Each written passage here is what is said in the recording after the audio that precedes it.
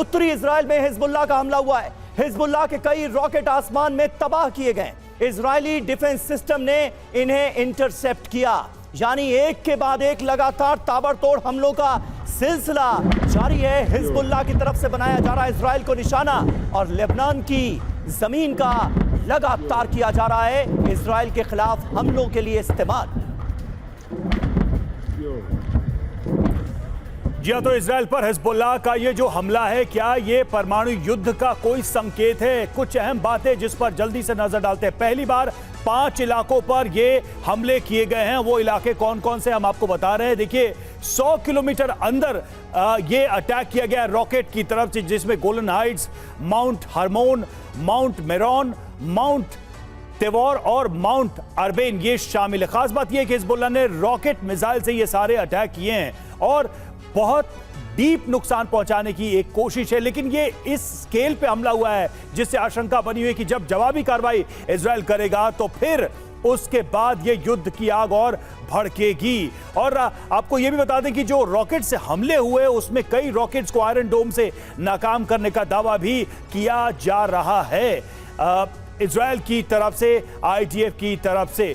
तो ये सारी चीजें हैं और ये अपने आप में बता रही हैं कि आखिर हालात किस कदर तेजी से बदल रहे हैं। हमारे साथ तमाम मेहमान भी इस वक्त जुड़े हुए हैं। हमारे साथ देखिए major general AK Siwach defence expert हमारे साथ जुड़े हुए हैं, और हमारे साथ DS त्रिपाठी डिफेंस एक्सपर्ट हमारे साथ जुड़े हुए हैं, और साथ ही OP तिवारी डिफेंस एक्सपर्ट हमारे साथ है, महेश सचदेव सर पूर्व राजदूत, और मनीष भी हमारे साथ इस वक्त जुड़े हुए हैं।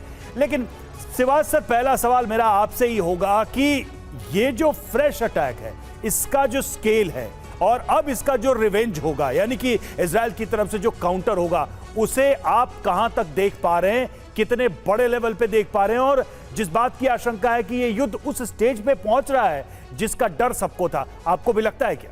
हाँ बिल्कुल, देखो रवि, इसमें कोई शक नहीं कि जिस प्रकार से वहाँ पर सिचुएशन है, ऐसा लगता है कि ये आउट ऑफ कंट्रोल हो सकती है। और जिस प्रकार से अभी हिजबुल्लाह ने हमले किए हैं इजराइल पे, और इजराइल पलटवार करेगा।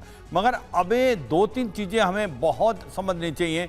हिजबुल्लाह और अगर आप हमास की कंपैरिजन करें तो हिजबुल्लाह उससे 10 गुना मिलिट्री स्ट्रांग है। उसके पास 10,000 के करीब रॉकेट्स और मिसाइल हैं। उसके पास काबिले तो क्षमता है, उसने ड्रोन से पूरे इजराइल की रेकी और सर्वेलेंस कर लिया है। उसने टारगेट सेलेक्ट कर लिए हैं। वो 100 से 200 किलोमीटर तक अंदर इजराइल पे हमला कर सकता है। तो अगर ये लड़ाई पूरी फैलती है, स्पेशली हिजबुल्लाह और इजराइल के बीच में, तो ये एक बहुत भयानक होने वाली है। और ये लगता है इस लड़ाई के दायरे में दूसरे देश भी आ सकते हैं, और यही एक कॉज ऑफ कंसर्न है। क्या इजराइल अकेला इसको कर पाएगा? यस, क्योंकि इसको हथियार अभी भी अमेरिका से मिल रहे हैं। सभी टाइप के हथियार अब अमेरिका देने को तैयार है इजराइल के, स्पेशली हिजबुल्लाह के अगेंस्ट। और इसको मद्देनजर रखते हुए उसको जो रॉकेट मिसाइल की जरूरत थी इजराइल को, वो अभी कंसाइनमेंट आया 1-2 दिन पहले। मुझे लगता है कि जिस प्रकार से अब स्थिति है, ये स्थिति आउट ऑफ कंट्रोल हो सकती है। पर जब बात आपने न्यूक्लियर हथियार की तो मुझे नहीं लगता कि ऐसा हो सकता है, क्योंकि न्यूक्लियर हथियार इजराइल के पास ही है। बाकी जो हिजबुल्लाह या लेबनान या मुस्लिम वर्ल्ड में नहीं है, वो इसका शायद इस्तेमाल नहीं करेगा। मगर जो लड़ाई का दायरा है वो बढ़ सकता है, जिस प्रकार से आज की तारीख में जो सिचुएशन पैदा हो रही है। लड़ाई का, इस जंग का दायरा बढ़ता हुआ सीधे तौर पर नजर आ रहा है। और ऐसे में लेबनान में मौजूदगी हमारे सहयोगी सुमित चौधरी की, जो लगातार TV9 भारतवर्ष की स्क्रीन पर आपको नजर आ रहे हैं।